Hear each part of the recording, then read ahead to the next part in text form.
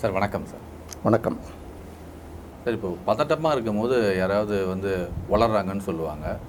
ஆனால் கமலை பொறுத்த வரைக்கும் அவர் தெளிவாக பேசுகிறதே வளர்கிற மாதிரி தான் இருக்குதுன்னு பரவலாக ஒரு பேச்சு இருக்குது. அது உண்மையாகும் விதத்தில் சேகர் பாபுவை அவர் பக்கத்தில் வச்சுக்கிட்டு இவர் ராஜராஜ சோழனை விட சிறப்பாக பல கோவில்களுக்கு கும்பாபிஷேகம் பண்ணியிருக்காருன்னு சொல்லியிருக்காரு சார். இது பல பேர் மத்தியில் ஒரு அதிருப்திய நிலவு இருக்குது. இது எந்த அளவுக்கு சார் சரியாக இருக்குதுன்னு நீங்கள் நினைக்கிறீங்க?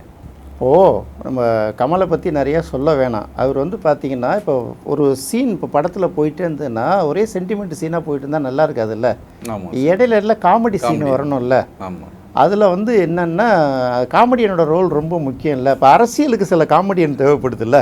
இவராக இப்படி வளர்றாரு அப்படின்னு நினைப்போம் இல்லைங்களா. அது மாதிரி பார்க்கும்போது கமல் அந்த மாதிரி எடுத்திருக்காரு. அவர் படத்தில் ஒரு பாட்டு இருக்குல்ல, ஆசை என்னை ஆட்டி வைத்த பாவம்ட்டு மற்றவங்க மேலேயும் குத்தம் சொல்லணும்ன்ட்டு. அதாவது அவர் என்ன இன்றைக்கி பண்ணுறாரோ இதை அவரே பண்ணி வச்சுருக்காரு. இப்போது சினிமாவில் பார்த்தீங்கன்னா எம்ஜிஆர் என்னென்னலாம் அவருடைய படங்களில் இடம்பெற்றதோ அதெல்லாம் அவருடைய ஆட்சியிலே அவருடைய வாழ்க்கையில் உண்டு அப்படின்னு சொல்லுவாங்க. பெரும்பாலானது நடக்கும், எல்லாமே எடுக்காட்டி கூட. இப்போ கமலை பார்த்தீங்கன்னா அவர் என்னென்ன பேசுகிறாரோ அதுக்கு எகென்ஸ்டாக பண்ணிகிட்ருப்பார். ரெண்டாவது, ஒரு அரசியலில் தெளிவுங்கிறது ரொம்ப மஸ்ட்டு. நீங்கள் என்ன நினைக்கிறீங்களோ என்ன சொல்ல வரீங்களோ அது மக்கள் மன்றத்தில் தெளிவாக எடுத்து வைக்கணும். இது அவர் தெரியாதவர் அல்ல.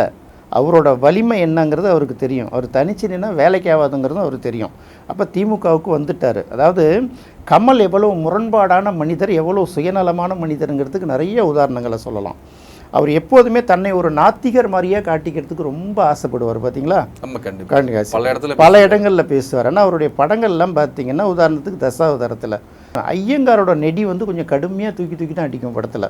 ஏராமில் கூட பார்த்தீங்கன்னா நாமம் போட்ட ஐயங்கார தான் வருவார். அவருக்கு கொஞ்சம் அது உள்ளுக்குள்ளே அதை விட்டு அவரால் நவர முடியாது. அப்போ அவர் எந்த வகையிலுமே நாத்திகர் கிடையாது. ஆனால் போகிற இடத்துல நாத்திகர்னு சொல்லிக்கிட்டே என்ன பண்ணுவார், அங்கே இருந்துக்கிட்டு அவங்களுக்கான வேலையை பார்த்துட்டு இருப்பாருங்கிறது தான் கதைகள். அப்போ அவரை சுற்றி இருந்தவர்களும் பார்த்திங்கன்னா யாரும் பெரிய நாத்திகர்கள்லாம் கிடையாது. இப்போ நம்ம எதுக்கு இதை ரொம்ப முன்னுதாரணத்தோடு சொல்கிறோம் அப்படின்னு கேட்டிங்கன்னா, ராஜராஜ சோழனை விட அதிகமாக சேகர் பாபு குடமுழுக்கு நிறையா பண்ணியிருக்காருன்னா ராஜராஜ சோழனோட வரலாற்றை நீங்கள் ஒழுங்காக படிச்சிருக்கீங்களா ஃபஸ்ட்டு? இல்லை சேகர் பாபுவோட உண்மையான வரலாறாவது நீங்கள் தெரிஞ்சிருக்கீங்களா?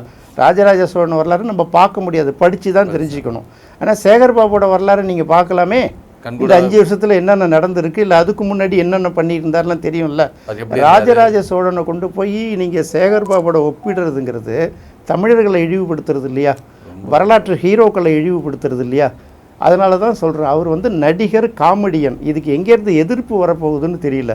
ஏன்னா நம்ம பொறுத்த வரைக்கும் நான் ஒரு வரலாற்று ஆர்வலரும் கூட இல்லையா. நிறைய சேனல்களில் நான் பேசியிருப்பேன், எல்லோரும் பார்த்துருக்காங்க.